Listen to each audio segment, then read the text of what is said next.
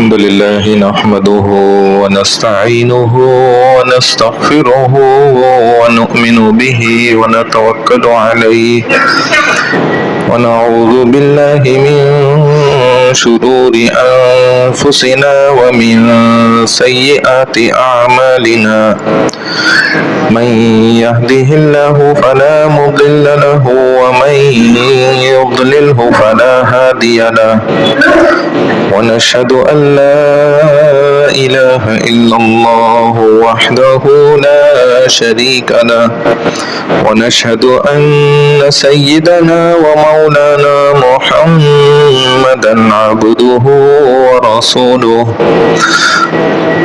قال الله سبحانه وتعالى أعوذ بالله من الشيطان الرجيم بسم الله الرحمن الرحيم ولو أن ما في الأرض من شجرة أقلام والبحر يمده من بعده 7 أبحر ما نفدت كلمات الله إن الله عزيز حكيم صدق الله العظيم.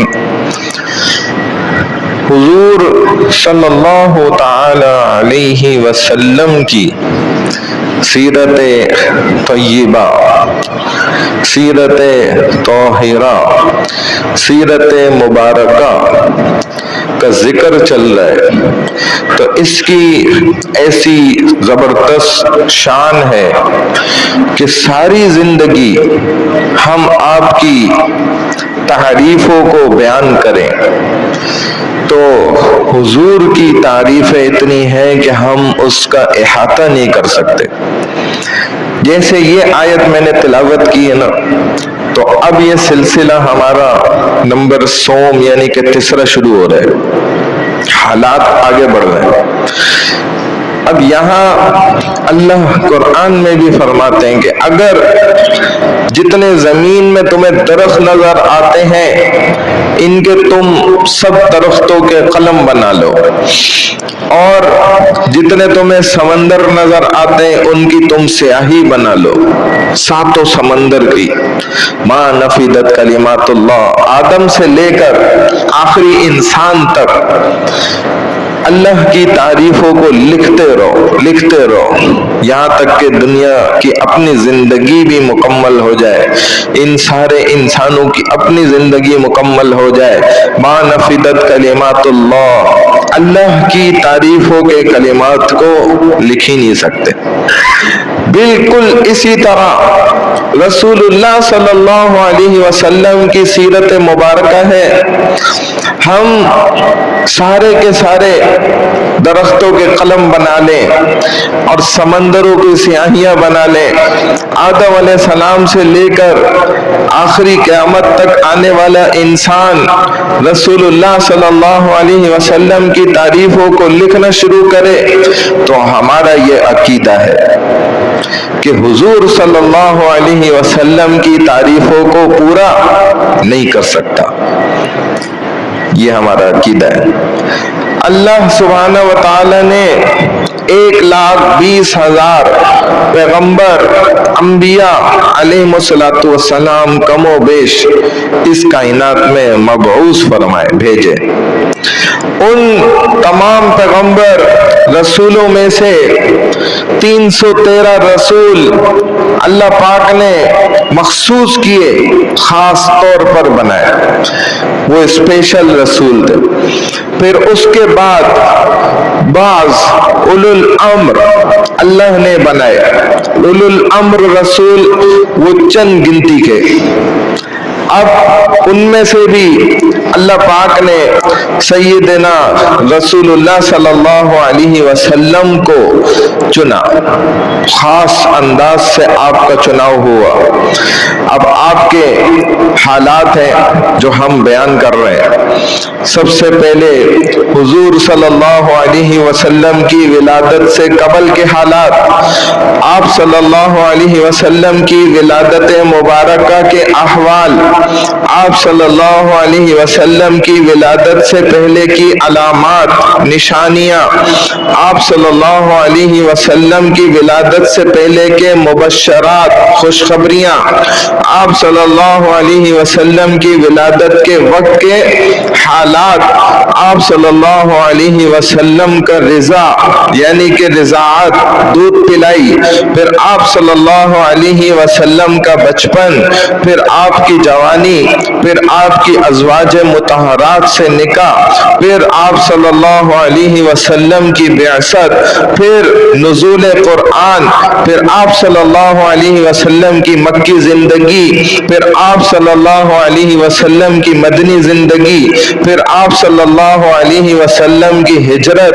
پھر آپ صلی اللہ علیہ وسلم کا معراج، پھر آپ صلی اللہ علیہ وسلم کا اسراء، پھر آپ صلی اللہ علیہ وسلم کے غزوات، پھر حضور کا جمال اور کمال اور نوال اور معجزات، معجزات میں بھی ساری اقسام، جو سماوی معجزات وہ الگ، جو ارضی معجزات وہ الگ، جو جسدی جسمانی معجزات وہ الگ، جن کا رسول سے تعلق وہ الگ، جو روح سے تعلق وہ الگ، جو اسما سے تعلق ناموں سے وہ الگ، پھر دین کی افاقیت، حضور صلی اللہ علیہ وسلم کو جو کتاب مخصوصہ ملی اس کی عالمگیریت الگ، پھر جن و انس کے لیے آپ نبوت کے حامل ٹھہرے وہ الگ، پھر دور بشارت آپ کا وہ الگ، پھر دور مزارت وہ الگ، پھر دور اصفہار وہ الگ، پھر دور فتح مکہ وہ الگ، پھر دور اپنوں کے ساتھ جو جڑا وہ الگ، پھر جو بیگانوں کے ساتھ جڑا وہ الگ، جو غلاموں کے ساتھ گزرا وہ الگ۔ اسی طرح آپ کی ازدواجی اندرونی خانہ زندگی اور بیرونی زندگی، پھر آپ کی اپنی دینی زندگی اور دین سے ماقبل کی زندگی، پھر آپ کے معاملات، کون سا پہلو ایسا ہے آپ کی زندگی کا تعریفوں سے جو بھرا ہوا نہ ہو؟ ہم کس کس پہلو کو بیان کریں؟ کتنے پہلو ہیں؟ ہم تو اس کو گن نہیں سکتے، جو آپ کی زندگی کے صرف مختلف پہلو ہیں ان کی تفصیل میں جانا یہ تو خود ایک بڑا معجزہ ہے کہ جو اتنی تفصیل کے اندر داخل ہو جائے۔ تو بہرحال ہم نے ارادہ کیا اور الحمدللہ شروع سے تھوڑا تھوڑا یہ اس کا قطرہ ہے، بس مشکل سے ہم تو اس کو قطرہ ہی سمجھتے ہیں، ورنہ سمندر تو کہاں ہے۔ تو آپ کے معجزات بہت ہیں، 1,24,000 نبیوں میں سے آپ کا پیغام ہمیں ملتا رہا۔ اللہ نے ایک لڑی جوڑ دی، ہر نبی نے آیا اور اس نے آ کر گویا وہ تیاری کرنے آتا تھا، حضور کی تیاریاں ہو رہی تھی کہ 1,24,000 کے بعد 1,24,000واں جو رسول نبی آنا ہے نا، اس کے لیے پہلے نبی نے تیاریاں شروع کی، ایسا محسوس ہوتا ہے۔ ہر کتاب میں، حتیٰ کہ نبیوں کے صحائف میں آپ کی نعتیں موجود ہیں، آپ کی تعریفیں موجود ہیں۔ حضور صلی اللہ علیہ وسلم نے تو آخر میں آنا تھا، لیکن اہتمام آپ کا شروع سے ہو رہا تھا۔ جب دنیا نہیں بھی بنی تھی، اللہ نے تب سے آپ کا اہتمام کرنا شروع کر دیا۔ حالانکہ قاعدہ بھی یہی ہوتا ہے کہ جب ایک کوئی مخصوص خاص اسپیشل شخص نے آنا ہوتا ہے تو اس کے لیے تیاریاں اتنا ہی زور شور سے اور پہلے سے شروع کر دی جاتی ہیں۔ تو حضور کی تیاریاں اس طرح باقاعدہ طور پر اللہ نے کروائیں۔ ٹھیک ہے، اب آگے بڑھیں۔ تمام نبیوں سے اللہ سبحانہ و تعالی نے اس بات کا وعدہ لیا، میثاق اس کو کہا جاتا ہے کہ دیکھو اگر میرے نبی حضور صلی اللہ علیہ وسلم کا زمانہ آپ نے پا لیا تو آپ ان کے زمانے میں اگر آ گئے تو ہم سے وعدہ کرو کہ ضرور آپ ان پر ایمان لاؤ گے، ان کی تعلیمات پہ عمل کرو گے، آپ ان کی شریعت میں ان کے پیروکار بنو گے، تو یہ خاص رتبہ کس کو ملا؟ حضور صلی اللہ علیہ وسلم کی شان ہے کہ آپ کو ملا، ورنہ کسی دوسرے نبی کے لیے اللہ نے ایسا نہیں کیا۔ گویا یہ شان ملی، یعنی جو اللہ نے قرآن میں اپنے لیے وعدہ لیا تھا وہ نبیوں سے اپنے نبی کے لیے بھی لیا کہ الستُ بربکم، کیا اے انسانوں تم یہ عہد کرتے ہو، مانتے ہو، وعدہ کرتے ہو کہ میرے کو اپنا رب مانو گے، میری مان کر دنیا میں چلو گے؟ قالو، تو سب نے کہا یک زبان ہو کے بلا، کیوں نہیں یا اللہ، ہم وعدہ کرتے ہیں، ہم تیرے احکامات کو دنیا میں زندہ کریں گے، ہم آپ کی بات کو مان کر دنیا میں زندگی گزاریں گے۔ تو فرمایا اسی طرح اللہ نے نبیوں سے بھی وعدہ لیا کہ بتاؤ میرے رسول کی بات مانو گے، ان پر ایمان لاؤ گے؟ تو سب نے کہا بالکل ایسا ہی ہوگا۔ گویا نبی صلی اللہ علیہ وسلم کے متعلق بھی میثاق لیا گیا، وعدہ لیا گیا۔ اب اگلی بار اسی طرح پوری تاریخ میں دیکھیں تو ایسا واقعہ آپ کو کہیں نہیں ملے گا، کیا کہ اللہ کا نبی ابھی پیدا ہوا بھی نہ ہو اور اس پر ایمان لانے کو پہلے سے کہا جا رہا ہو۔ ایسا کسی نبی کا واقعہ کوئی بھی آپ کو ساری کائنات میں دنیا جب سے بنی ایسا کبھی نہیں ہوا۔ تو لوگوں نے تو حقیقت یہ ہے کہ جو موجودہ نبی ہوتے تھے ان سے بیزار آ جاتے تھے، انکار کر دیتے تھے ان کی دعوت کا، اور نبیوں کو تکلیفیں دیتے تھے، قتل کر دیتے تھے نعوذ باللہ۔ بعض نے تو نبیوں کو 2 ٹکڑے تک کر دیا۔ حیرت ہے، وہ آپ سنتے ہوں گے حضرت غالباً شیس علیہ السلام کا واقعہ ہے نا، جو بھاگے، اب قوم پیچھے لگی ہوئی، ایک درخت کے تنے کو آواز دی بھائی اللہ کے حکم سے کھل جا، پناہ دے، کہتے تنا کھل گیا، اندر داخل ہوئے، حکم دیا بند ہو جاؤ، بند ہو گیا، شیس علیہ السلام اندر چھپ گئے۔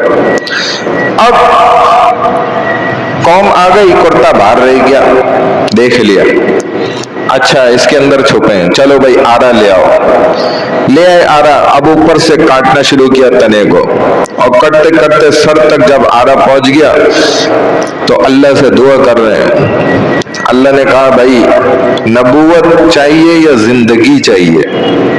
دونوں میں سے ایک چیز لے لو۔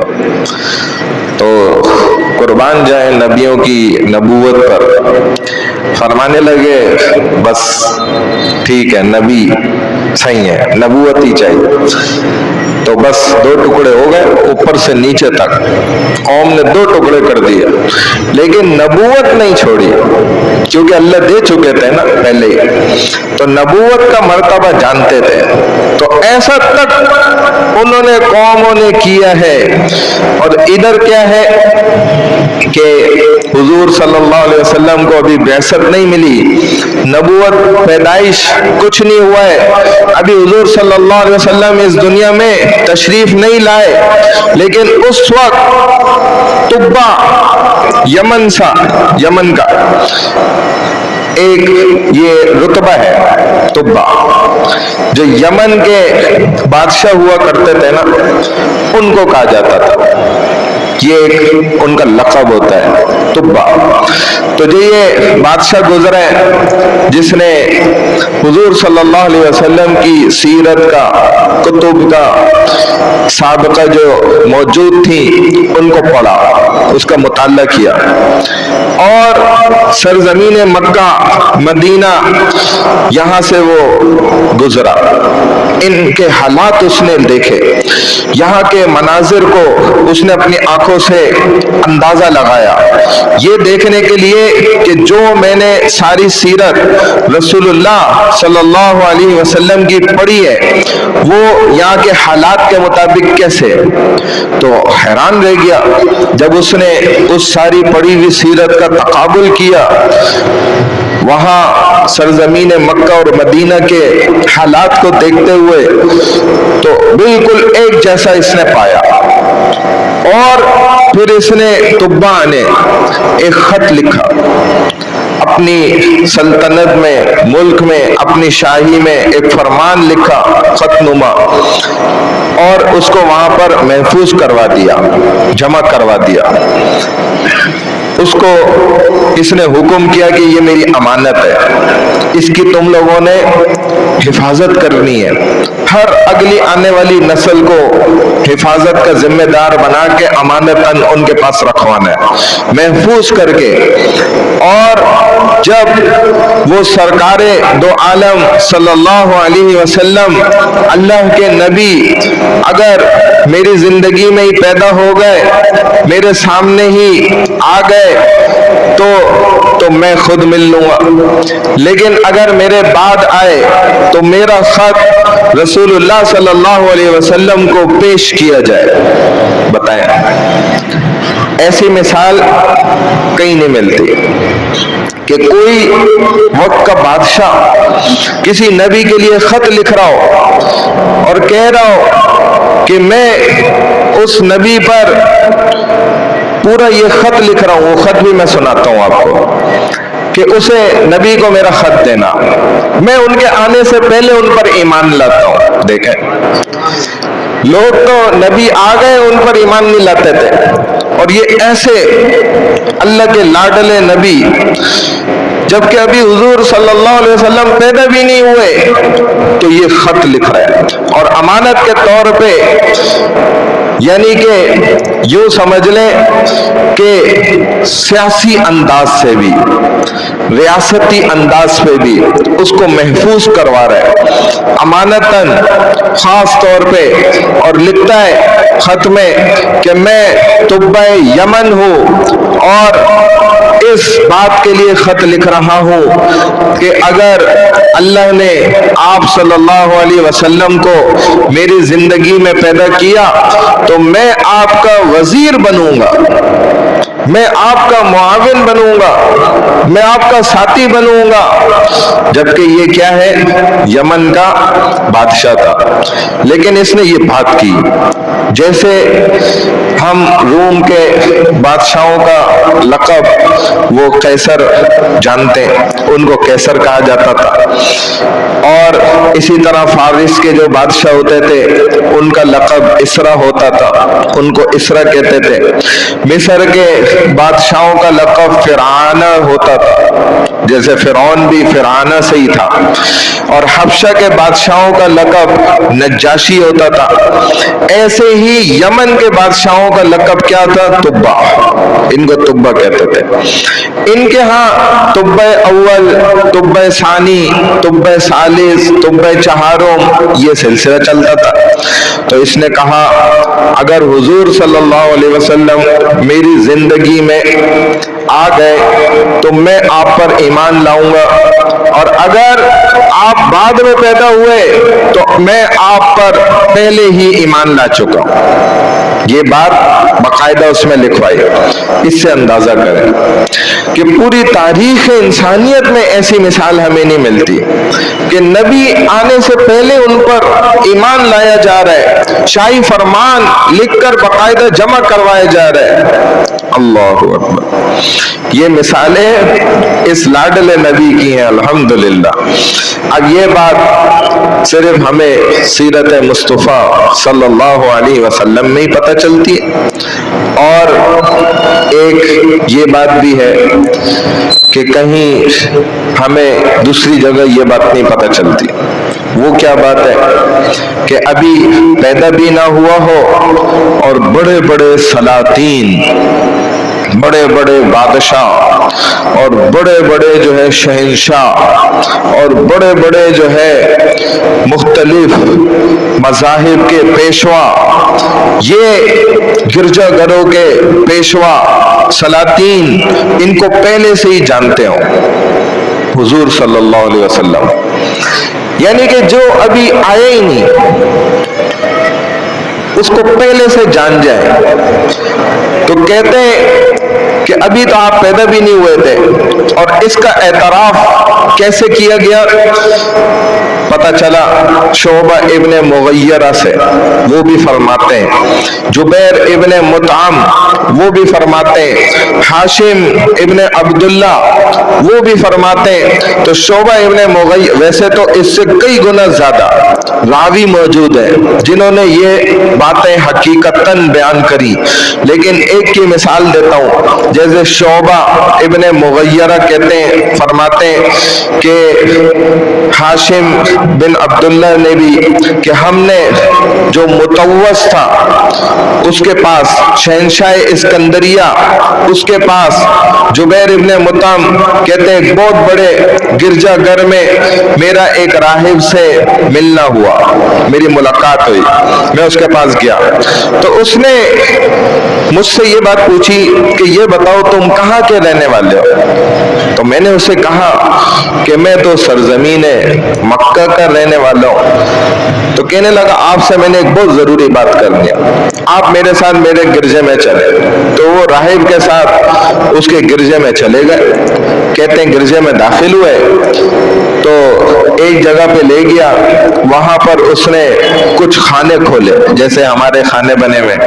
کہتے ہیں ایک ایک کھانا کھولتا گیا. کہنے لگا میں آپ کو نا کچھ تصویریں دکھاتا ہوں، کیا آپ اپنے نبی کو پہچان لو گے؟ تو یہ کہنے لگا بھائی میں تو بڑے قریب زمانے کا ہوں، حضور کی تو پیدائش ہو چکی ہے، نبوت کے بھی قریب ہے، اور میں نے ان کو دیکھا ہوا بھی ہے، میں تو بالکل پہچانوں گا. کیسے نہیں پہچانوں گا اگر ان کی شبیہ تصویر آپ ظاہر کرو گے. تو کہنے لگے یہ خانے کھولتا گیا، ایک کے بعد دوسری تصویر مجھے دکھاتا گیا.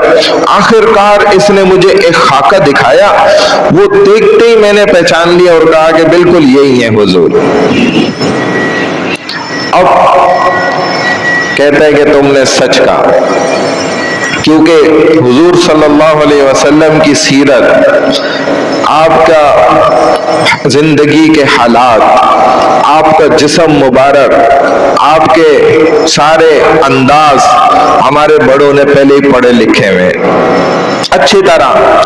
اور یہ بھی جو خاکہ ہم نے بنایا ہے نا اتنے اہتمام کے ساتھ، حضور صلی اللہ علیہ وسلم کا یہ پورے اسی انداز سے بنایا گیا. لہذا تم نے بالکل صحیح پہچانا ہے. ہماری اپنی کتابوں سے بھی یہی پتہ چلتا ہے کہ یہ نبی بالکل اسی انداز کا ہے، اور تم نے بالکل صحیح پہچان لیا.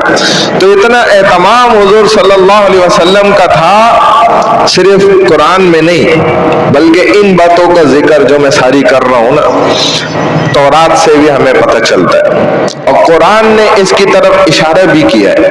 قرآن فرماتا ہے کہ الذین یتبعون الرسول النبی الامی الذی یجدونہ مکتوبا عندہم فی التوراۃ والانجیل. دیکھیں حضور صلی اللہ علیہ وسلم کا ذکر تو تورات میں بھی موجود ہے، انجیل میں بھی موجود ہے، زبور میں بھی موجود ہے، اور بڑی خصوصیات کے ساتھ موجود ہے، بڑی وضاحت کے ساتھ موجود ہے. تورات میں بالکل وضاحت کی گئی اور فرمایا کہ حضور کا نام بھی موجود ہے اس میں، حضور کا پیدائش کا ہونا یہ بھی موجود ہے، ہجرت کا کرنا یہ بھی موجود ہے، آپ کی گفتار بھی موجود ہے، آپ کا انداز بھی موجود ہے، آپ کے اخلاق بھی موجود ہے. تو وہاں لکھا ہوا ہے کہ مولودہ فی مکہ ومہجرہ فی الطیبہ. دیکھیں کہ حضور پیدا ہوں گے مکہ میں اور ہجرت کریں گے طیبہ میں. آپ کا مولود مکہ ہوگا اور ہجرت کرنا طیبہ ہوگا. اور فرمایا کہ وہ اللہ کے نبی ہرگز سخت گو نہیں ہوں گے، نرم مزاج، لہجے کے بالکل نرم ہوا کریں گے. اور وہ حضور کیا ہوں گے؟ جب ان کے دو کندھوں کو تم غور سے دیکھو گے تو عام انسانوں کے مقابلے میں ان کے کندھوں میں زیادہ فاصلہ ہوگا. اور تم دیکھنا غور سے کہ حضور کے دونوں شانوں کے درمیان میں تمہیں مہر نبوت بھی مل جائے گی. جو ایک صحابی نے اس مہر نبوت کو بوسہ لینے کے لیے جو عمل کیا تھا، ایک مرتبہ ہمارے نبی کی بڑی عادت شریفہ تھی، وہ اکثر کہا کرتے تھے بھائی مجھے خدا کے لیے معاف کر دو. مجلس میں کہا کرتے تھے. تو ایک مجلس میں آپ صحابہ کھڑے تھے، عمر جیسے صحابی بھی کھڑے ہوئے، ابو بکر رضی اللہ تعالیٰ عنہ جیسے صحابی کھڑے. تو حضور نے کہا بھائی میرے سے اگر کوئی غلطی ہوئی ہو تو میں سب سے معافی مانگتا ہوں. یہ کوئی برائی کی بات نہیں، اچھی بات ہے. یہ ہمارے نبی نے کیا ایسا، یہ آپ کی سنت ہے، تو اس سے انسان چھوٹا نہیں ہو جاتا. حضور نے کہا بھائی میں معافی چاہتا ہوں، اگر میں نے کسی کے ساتھ زیادتی کی، برائی کی تو مجھے دل سے معاف کرے. ادھر ہی معاف کرے، میں آخرت میں ذمہ دار نہیں بنوں گا، یہی لے دے کے معاف کرے. تو ایک صحابی، ان کا نام مجھے ذہن میں ابھی نہیں آ رہا، تو فرمانے لگے یا رسول اللہ میرا ایک معاملہ ہے جو مجھے آپ سے بدلہ لینا ہے. اب صحابہ حیران کہ یہ کیا بات کر رہے ہیں. تو نبی علیہ السلام نے صحابہ کو روک دیا، بھائی خاموش، ہاں بتاؤ کیا مسئلہ ہے. کہ یا رسول اللہ جب میں کم عمر تھا نا، آپ نے مجھے ایک چھڑی ماری تھی، ڈنڈا پیٹھ پہ، تو میرا وہ بدلہ باقی ہے. حضور نے فرمایا ڈنڈا منگوا کے دیا، بھائی تم بھی مارو، چھڑی جو بھی ہے نا، اور اپنا بدلہ ادھر ہی لے لو. اب صحابہ میں طیش آنے لگ گیا کہ یہ کیا کر رہے ہیں، اور صحابہ غصہ ہونے لگ گئے کہ یہ حضور سے بدلہ لے گا. تو اس نے کہا یا رسول اللہ جب آپ نے مجھے چھڑی ماری تھی تو میرے بدن پہ قمیض نہیں تھی، تو آپ نے قمیض پہنی ہوئی ہے. تو نبی علیہ السلام، اب صحابہ اور غصہ کہ ایک تو پہلی غلط کام اور مزید طیش دلا رہا ہے میں. تو رسول اللہ صلی اللہ علیہ وسلم نے اپنی قمیض مبارک اتاری اور چھڑی دی. تو یہ صحابی نا بس پیچھے آئے اور حضور کی مہر نبوت سے چمٹ گئے اور اسے چومنے لگ گئے. کیونکہ ان کو تو پتا تھا کہ حضور ویسے تو دکھائیں گے نہیں، اب یہی میرے پاس ایک دماغ میں بات آئی ہوگی، میرے پاس یہی راستہ ہے، اور چومنے لگ گیا. اب صحابہ بھی حیران، خوشی کے آنسو کہ یہ صحیح اس نے طریقہ آزمایا ہے کہ حضور کی مہر نبوت یہ حضور صلی اللہ علیہ وسلم کے دونوں شانوں کے درمیان تھے، اور یہ نبوت کی ایک بڑی نشانی تھی. تو اس تورات میں یہ بات بھی لکھی ہوئی ہے کہ آپ کے امتی حمادون ہوں گے، تعریف بیان کریں گے اللہ کی. 6 نمبر بتائیں گے. 6 نمبر میں پہلا نمبر کیا ہے؟ اللہ کی تعریف ہے. اللہ سب سے بڑے، اللہ کی حمد ہے. تو حمد بیان کرنے والے ہوں گے. آپ کی امت پنڈلیوں تک چادریں پہننے والی ہوگی، یعنی کہ دیکھیں سنت ہے. یہاں تک یہ صفات تورات میں ذکر کی گئی. اور نماز اول وقت میں پڑھنے والے ہوں گے، وضو کرنے والے ہوں گے. حضور صلی اللہ علیہ وسلم ہر اونچی اور نیچی جگہ پر چڑھنے اور اترتے ہوئے ذکر کرنے والے ہوں گے. یہ امتوں میں نہیں تھا. چڑھتے ہوئے اللہ اکبر، اترتے ہوئے سبحان اللہ، ہر نعمت کا شکر ادا کرنے والے ہوں گے. حالانکہ ان کتابوں میں کتنی تحریف ہو چکی کیے، اس کے باوجود آج تک ان کی کتابوں میں اتنی باتیں تک موجود ہیں، حضور صلی اللہ علیہ وسلم کی صفات واضح ہمیں ملتی ہیں۔ اب ایک اور بات، حضور صلی اللہ علیہ وسلم کے آنے سے قبل دو سپر پاور تھی۔ ویسے تو مسلمانوں کے ہاں سپر پاور صرف اللہ کی ہے، لیکن دنیاوی ظاہری نشانیوں کے حساب سے ہم بات کر رہے ہیں۔ وہ دو سپر پاوریں کیا تھیں؟ کیسر اور کسرا کی۔ ایک فارس کی قوم تھی اور دوسرا روم کی قوم تھی، اور پوری دنیا پہ انہی دو طاقتوں کا ہولڈ تھا۔ تمام ریاستیں آپ کو نقشے میں جتنی بھی ملیں گی نا، وہ ان میں آدھی آدھی بٹی ہوئی تھی۔ 50% حصے پر فارس قابض تھا اور 50% حصے پر روم والے قابض تھے۔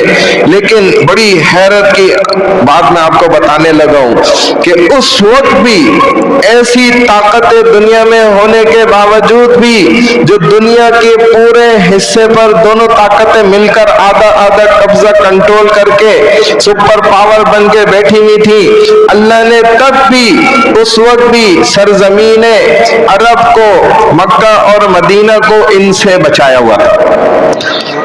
تب بھی نہ فارس والوں نے مکہ مدینہ کی طرف میلی نظر ڈالی، نہ روم والوں نے، یہ ان کے کنٹرول سے باہر تھی۔ تو حیرت کی بات ہے، غور کرنے کی بات ہے کہ جس مقام پہ، جس جگہ اللہ نے اپنے نبی کو لانا تھا، اس کو اللہ نے ایسی طاقتوں کے ہونے کے باوجود بھی بچا کے رکھا۔ کتنی حیرت کی بات ہے، اللہ نے محفوظ رکھا، ان کو ادھر کنٹرول کرنے نہیں دیا، ان کے دماغوں سے ہی باہر۔ مکہ بھی نہیں آتا تھا دماغ میں، مدینہ بھی نہیں، اور قیامت تک انشاءاللہ اللہ اس کو ایسا رکھیں گے۔ ہاں، علامات قیامت میں چونکہ ہے کہ ایک حبشی نما انسان بیت اللہ پہ چڑھے گا اور اس کی اینٹوں کو توڑے گا، اور اس ڈھٹائی کے ساتھ، تو یہ بھی ہمارے رسول نے فرمایا تو ہوگا، ورنہ کسی میں کہاں جرت۔ ابابیل مر تھوڑی گئے، اللہ زندہ ہے، لیکن وہ اللہ خود یہ نشانیاں دکھائے گا کہ یہ ہونا ہے، ہونا ہے تو ہونا ہے، اللہ نے طے کیا ہے تو ہوگا۔ دیکھیں، کیونکہ وہ پاکیزہ جگہ ہے، تو اسی لیے نا انسان کو صاف ستھرا ہو کر چلنا چاہیے۔ اللہ نے ایسا نقشہ بنایا، باطنی اور ظاہری بھی۔ یہ تو ظاہری نقشہ ہو گیا نا کہ اللہ نے اس سرزمین پہ ان کی نظر نہیں پڑنے دی۔ اب باطنی نقشہ اللہ نے کیسے بنایا یہ بھی سمجھیں کہ باطنی نقشہ یہ تھا کہ دنیا کا نا ایک سینٹر ہوتا ہے، بیچ ہوتا ہے نا، درمیان، جیسے کراچی کا سینٹر پہلے قائد اعظم کے مزار کو کہا جاتا تھا، اب تو الحمدللہ کراچی بہت بڑا ہو گیا، یہ سرجانی ٹاؤن بھی بن گیا، وہ ناردرن بائی پاس تک چلا گیا، تو اب میرا نہیں خیال کہ وہ سینٹر ہوگا، اب سینٹر چینج ہو گیا ہوگا۔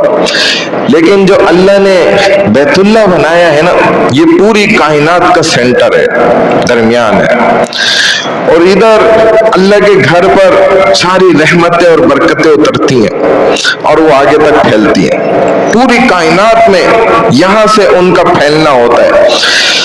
تو درمیان ہے دنیا کا، وسط ہے، ہر جگہ دنیا میں مشرق اور مغرب میں آپ کی آواز اللہ پہنچانا چاہتے تھے، تو مکہ مدینہ کو اللہ نے چنا کہ یہ دنیا کا درمیان ہوگا اور یہ پوری کائنات کا مرکز ہوگا، اور حضور صلی اللہ علیہ وسلم کی آواز کو پورے عالم میں پھیلانا ہے، تو اس لیے یہ مقام بھی آپ کے لیے چنا گیا، اور یہ مقام بھی کسی اور کو اللہ نے نہیں دیا۔ ایک تو یہ بات ہو گئی ظاہری، اس کو میں نے مکمل کر لیا۔ اب اسی طرح حضور صلی اللہ علیہ وسلم کے لیے اللہ پاک نے دیکھیں خاندان کیسا چنا، ایک ایک قدم آگے بڑھا کے نا چیزوں کو سمجھتے ہیں. تو خاندان کا اندازہ لگائے کہ اللہ تعالیٰ خاندان کیسا آپ کو نصیب فرما رہے ہیں، کیسا زبردست خاندان ہے. حیرت ہوتی ہے. ہم نظر ڈالیں تو آپ آ جائیں اہل اسماعیل کی طرف. وہ جو میں نے پچھلے واقعات بتائے سارے 2 قسطیں اگر آپ کو یاد ہیں، ذہن میں ہیں، تو اسماعیل کی کیسے حفاظت کی اللہ نے. جانور آ گئے تھے اور بی بی ہاجرہ سمجھ رہی ہیں نقصان پہنچانے آئے، ڈنڈی اٹھائی اور ہوا میں لہرائی اور اعلان کیا کہ میں اللہ کے نبی کی اہلیہ ہوں، بیوی ہوں اور اس کی اولاد کی ماں ہوں، تو سوچنا بھی نہیں کہ تم میرے یا مجھے میرے بچے کو نقصان پہنچاؤ گے. اب وہ جانور خاموش ہو گئے اور گھیرا لگا کے بیٹھ گئے اور زبان حال سے سمجھا رہے تھے، ہاجرہ آپ سمجھ رہی ہیں کہ ہم آپ کو نقصان پہنچانے آئے، ہم پہرا دینے آئے ہوئے ہیں. یہ اسماعیل اتنا خاص بچہ ہے نا، اس کو کوئی نقصان نہ ہو جائے، تو زمین پہ یہ پہرا دے رہے تھے اور آسمان پہ فرشتے پہرا دے رہے تھے اور ہوائیں اور فضائیں اور سارا ماحول پہرا دے رہا تھا کہ اس کی ذریت یعنی خاندان سے اسماعیل سے ایک بہت شان والے نبی نے آنا ہے، تو اس کی حفاظت ہمارے ذمہ داری ہے. تو ایسے اللہ نے اسماعیل کو منتخب فرمایا. پھر تفصیل سے حدیث میں خود رسول اللہ صلی اللہ علیہ وسلم نے اس کو ذکر کیا کہ اسماعیل میں سے پھر آگے کنانہ قبیلہ، پھر اس کے آگے قریش، پھر بنو ہاشم، پھر عبد المطلب اور پھر رسول خدا صلی اللہ علیہ وسلم کو منتخب کر لیا. یہ ساری چیزیں محض ایک اتفاق نہیں تھی، بلکہ یہ سب کچھ انتخاب تھا اور اللہ کی طرف سے سارا کچھ فیصلہ تھا. پھر جب جس مرکز کعبہ میں نبی پاک صلی اللہ علیہ وسلم کو پیدا فرمانا تھا، گویا رب نے یہ بات طے کر لی تھی. ایسا محسوس ہوتا ہے کہ جیسے وہ صاحب کائنات نے سارے انتظامات پہلے سے کیے ہوئے تھے، وہ جانتے تھے کہ کیسے کیسے قدم بہ قدم انتظامات کرتے چلے جانے، اور اسی طرح نبی کو حسب کے اعتبار سے، نسب کے اعتبار سے، مولود کے اعتبار سے، منشا کے اعتبار سے، محل ولادت کے اعتبار سے اور ہر چیز کے اعتبار سے آپ کے لیے اللہ نے انتظامات سارے بنائے. ہر جگہ پہ انتظام اللہ کرتے چلے گئے. جیسے محمد بن عبداللہ بن عبد المطلب بن ہاشم بن عبد مناف بن قصی بن کلاب بن مرہ بن کعب بن لؤی بن غالب بن فہر بن مالک بن ندر بن کنانہ بن خزیمہ بن مدرکہ بن الیاس بن مدر بن نزار بن معاد بن عدنان بن عدد بن مقوم بن ناحور بن تیراح بن یعرب بن قیدار بن اسماعیل علیہ الصلاۃ والسلام بن ابراہیم بن آزر بن نحور بن سروج بن رعو بن فلج بن ہود بن صلاح بن ارفقسر بن سام بن نوح بن ملک بن متوسلہ بن ادریس بن یارو بن محل بن ایل بن قینان بن انوش بن شیث بن آدم علیہ الصلاۃ والسلام. یہ آپ کا سلسلہ نسب، شجرہ نسب جس کو کہا جاتا ہے. اور آدم علیہ الصلاۃ والسلام تک یہ جتنے بھی نسب کے اندر لوگ آتے ہیں، اگر ان میں سے ہر ایک کے حالات کو آپ اٹھا کے پڑھیں گے تو آپ کی عقل دنگ رہ جائے گی. یہ جتنے میں نے نام لیے نا، ان میں سے اگر ہر ایک کے ان مخصوص اور خاص حالات کو ہم بیان کرنا شروع کر دیں تو یقین کریں شاید ہماری زندگی پوری ہو جائے، لیکن ان تمام حضرات کے حالات پورے نہیں ہو سکتے. اسی لیے ہم اس کو چھوڑ کے آگے جاتے ہیں اور بات کو مکمل کرنے کے لیے ہم آگے نکلتے ہیں۔ صرف ہم یہاں پر چند حضرات کا تھوڑا سا ذکر کریں گے، جو وہ والے حضرات ہیں کہ رسول اللہ صلی اللہ علیہ وسلم سے بہت قریب جڑے ہوئے، جیسے ہم نے حضرت اسماعیل کے، حضرت ابراہیم علیہ السلام کے کچھ حالات اور واقعات بتائے تھے۔ تو جیسے جیسے ہم ان میں سے ہر ایک کو دیکھنا اگر شروع کریں تو ایسی ایسی خوبیاں نکلتی ہیں جو دنیا میں کسی اور کے اندر موجود نہیں ہے، وہ خاص ان کے اندر ملتی ہیں۔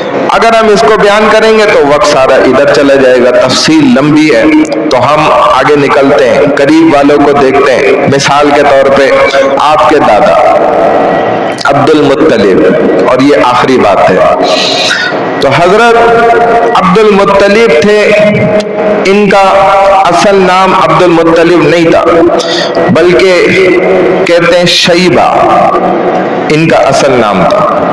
عبد المطلب جو حضور کے دادا ہیں نا، ان کا اصل نام کیا تھا؟ شیبہ تھا۔ جب ان کے والد کا انتقال ہوا نا، ان کے والد کا نام تھا ہاشم، ابھی نسب میں نے نام بتایا۔ تو جب ہاشم کا انتقال ہوا، جو شیبہ کے والد تھے، شیبہ یعنی خود عبد المطلب، تو ان کے والد کا جب انتقال ہوا تو اس کے بعد سے شیبہ اپنی والدہ کی زیر سرپرستی میں تھے، وہیں پہ پرورش پا رہے تھے۔ اب والدہ جو تھی وہ ایک بہت بڑے خاندان کی خاتون تھی، جن کا حسب نسب جا کر جو ہے نا یہ ملتا ہے حضرت اسماعیل علیہ السلام سے، یعنی کہ نبیوں کے خاندان کی تھی ہیں۔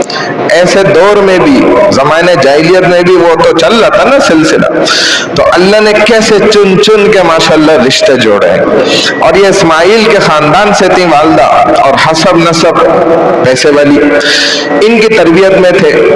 جب یہ چھوٹے تھے اپنی والدہ کے پاس تھے، تربیت حاصل کر رہے تھے، پرورش میں تھے، تھوڑا وقت گزرا، تھوڑے بڑے ہوئے، جوانی کے قریب آنے لگے، تو ان کے چچا تھے ابو مطلب، وہ آئے، کیا نام تھا؟ ابو مطلب۔ وہ آئے اور کہنے لگے ان کی والدہ سے کہ یہ جو شیبہ ہے نا بچہ، چونکہ ان کے بھی اپنے خاندان کے بہت سے طور طریقے تھے، اس کے مطابق کہنے لگے بچہ بڑا ہو رہا ہے تو آپ بچہ ہمارے حوالے کر دیں، اب مزید پرورش اس کی ہم کریں۔ تو جو ابو مطلب نے یہ بات کہی اور ساتھ میں یہ بھی کہا کہ ہمارے خاندان کا شرف ہی یہ ہے، ہمارے خاندان میں یہ بات بہت زیادہ مانی جاتی ہے کہ ہمارا جو بھتیجا ہے، بھائی کا بیٹا، اس کی پرورش ہماری ذمہ داری ہے۔ اب وہ بڑا ہو گیا، یہ ہمارے خاندان کا دستور ہے۔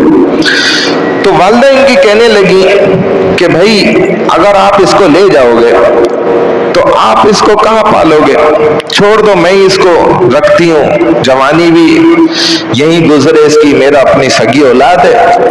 کہنے لگے نہیں بھائی، ہمیں اپنے قوم کے تانے نہیں سننے، ہماری قوم والے پھر تانا دیں گے کہ اپنے بھتیجے کو پرورش بھی نہیں کر سکے، اپنے بھائی سگے کے بیٹے کو پال بھی نہیں سکے، تو یہ تانا ہمارے لیے بہت سخت ہے، ہم ساری زندگی یہ تانا برداشت نہیں کر سکتے، لہذا ہم اس بچے کو لے کے جانا چاہتے ہیں۔ جب والدہ نے ان کا اصرار دیکھا تو والدہ نے کہا کہ بھائی ٹھیک ہے، میں سختی نہیں کرتی، لیکن اس بچے سے خود پوچھ لو۔ اب شیبہ سے جب پوچھا تو انہوں نے کہا کہ اماں جان آپ میری والدہ ہیں، آپ نے مجھے پالا پوسا، جوان کیا ہے، تو لیکن میں ابو مطلب یہ میرے چچا ہیں سگے، اور اب میرے والد کی جگہ ہے، لہذا میں ان کے ساتھ جانا چاہتا ہوں۔ اب ابو مطلب تھے مکہ کے، اور مکہ میں ابو مطلب کوئی بہت پیسے والے ایسے نہیں تھے، لیکن والدہ ان کی بڑے ناز و نیاز سے ان کو شیبہ کو پالا تھا، اور یہ ان حالات کو دیکھ بھی رہے تھے کیونکہ سمجھدار ہو گئے تھے اب تو جوانی کی طرف، لیکن پھر بھی انہوں نے یہ فیصلہ کیا کہ ناز و نیاز اپنی جگہ، لیکن میں ابو مطلب کے ساتھ مکہ جاؤں گا اور سختی میں بھی زندگی گزاروں گا۔ یہ فیصلہ جو ہے نا، تو یہ دیکھیں، غور کریں، الگ فیصلہ ہے، اور وہاں مکے میں سختی بھی ہوگی، تو کہا چچا کا درجہ بھی باپ کی جگہ ہے، اور ماں کا دور تو اصل رضاعت وغیرہ کا ہوتا ہے، وہ گزر گیا، انہوں نے پالا، تو یہ چچا کے ساتھ آئے۔ جب کہتے ہیں چچا کے ساتھ آئے ابو مطلب، ان کے اپنے خاص اونٹ پر انہوں نے ان کو سوار کیا اپنے ساتھ۔ تو یہ نوجوان تھے اور بڑے خوبصورت تھے، اور کیوں نہ ہو، کیونکہ رسول اللہ صلی اللہ علیہ وسلم کے دادا ہیں۔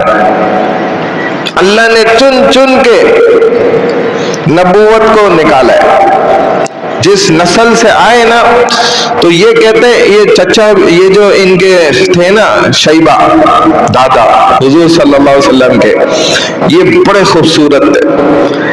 اب نسل بھی والد سے ہی انسان کی ظاہر چلتی ہے، تو جو مرد حضرات آئے نا وہ بڑے اونچے درجے والے ہیں سارے، آپ جتنے دیکھتے جائیں گے نا، حتیٰ کہ خواتین بھی کم نہیں ہیں، وہ بھی میں نے بتا دیا نسلی نبیوں کی نسل، اور مرد بھی ایسے زبردست، اور نسل بھی مرد سے ہی چلتی ہے، عورت سے نہیں، نام بھی مرد کا ہی ملتا ہے۔ تو خوبصورت تھے، ان کے ساتھ اونٹ پہ بیٹھے ہوئے اور مکے میں داخل ہوئے۔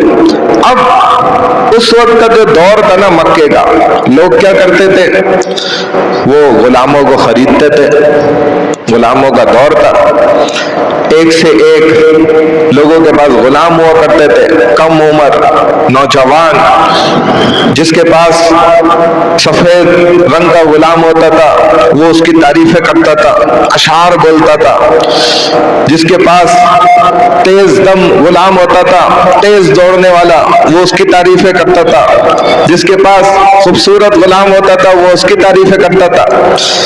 اور غلاموں کا مطلب یہ ہوتا تھا کہ ان سے خدمت لی جاتی تھی، خدا نخواستہ کوئی غلط کام نہیں، لیکن یہ دور تھا اس وقت، تو اپنے اپنے غلاموں کی تعریف کرتے تھے۔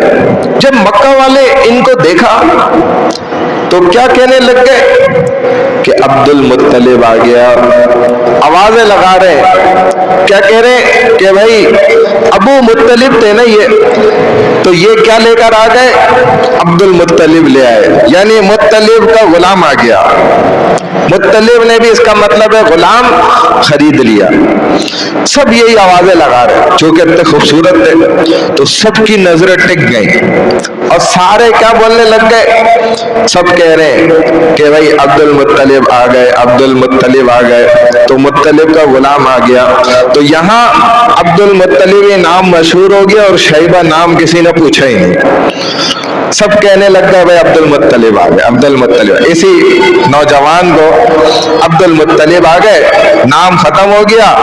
اب یہ سب اتفاق نہیں تھا، یہ اللہ کی طرف سے فیصلہ کن تھا، اللہ نے فیصلہ کیا ہوا تھا ان چیزوں کا، ایک ایک چیز کے بعد ہر ایک قدم جو آگے بڑھا، تو عبد المطلب کا نام یہیں پر اسی طرح مشہور ہو گیا، اور شیبہ نام لوگ بھول گئے۔ انشاءاللہ اب جو سلسلہ چہارم ہوگا اس میں ہم اسی واقعے سے بات کو آگے جوڑ دیں گے، اللہ نے زندگی رکھی تو الحمدللہ رب العالمین، والعاقبۃ للمتقین، والصلاۃ والسلام علی سید الانبیاء والمرسلین، نبینا محمد وعلی آلہ واصحابہ اجمعین۔ یا ارحم الراحمین، رسول اللہ صلی اللہ علیہ وسلم کی سیرت کو پڑھ کر، یا اللہ آپ کی زندگی کو سمجھ کر، اور یا اللہ آپ کی سنتوں کو جان کر، یا اللہ رسول اللہ صلی اللہ علیہ وسلم کی زندگی پر ہم سب کو بھی عمل کرنے کی توفیق عطا فرمائے۔ یا اللہ آپ صلی اللہ علیہ وسلم کی سنتوں پہ چلنا ہم سب کے لیے خوب آسان فرما دے۔ یا اللہ رسول اللہ صلی اللہ علیہ وسلم والی سوچ، فکر اور غم ہمیں بھی نصیب فرما دے۔ یا اللہ رسول اللہ صلی اللہ علیہ وسلم کے ساتھ ہم سب کو محبت کا ناطہ ہمارا پیدا فرما دے۔ یا اللہ رسول اللہ صلی اللہ علیہ وسلم کی خدمت میں یا اللہ خصوصاً ختم نبوت والا کام اور دین کی محنت کا کام یا اللہ اس کو ہمیں بھی اپنی زندگی میں جاری رکھنے کی توفیق عطا فرما۔ یا اللہ رسول اللہ صلی اللہ علیہ وسلم کی زندگی سے ہمیں یا اللہ ہر آپ کے زندگی کے پہلو کو سیکھنے کی توفیق عطا فرما دے۔ یا اللہ ہم سب مسلمانوں کو یا اللہ جنت الفردوس میں اعلیٰ مقام نصیب فرما دے۔ یا اللہ اپنی رضا کا پروانہ عطا فرما دے۔ یا اللہ اپنی ناراضگی اور اپنے قہر سے ہم سب کی حفاظت فرما دے۔ یا اللہ ہماری دعاؤں کو، نیک حاجات کو اپنی بارگاہ عظیم میں قبول و منظور فرما لیجئے۔ سبحان اللہ و بحمدہ، سبحانک اللہم و بحمدک، نشہد ان لا الہ الا انت، نستغفرک و نتوب الیک برحمتک یا ارحم الراحمین۔